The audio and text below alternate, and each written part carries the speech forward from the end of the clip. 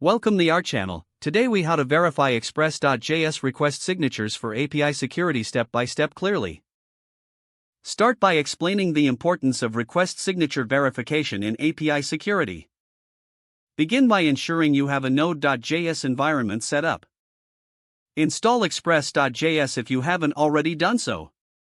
Use the command npm install express to add Express to your project. Next, create a new file for your server, for example, server.js. Set up a basic Express server by requiring Express and initializing an app instance. Import the necessary cryptographic modules for signing and verification. You will typically use the crypto module from Node.js. Define your secret key for signing requests.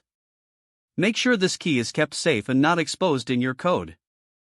Create a middleware function to verify request signatures.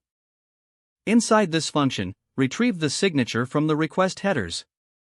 Compute the expected signature using your secret key and the request body. Compare the computed signature with the one provided in the headers. If they match, continue to the next middleware or route handler. If they don't match, send a response indicating an unauthorized request.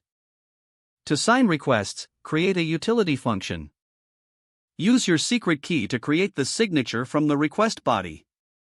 Ensure the generated signature is sent in the request headers. Demonstrate how clients can implement this signing process. Show an example of making a request with the signed payload.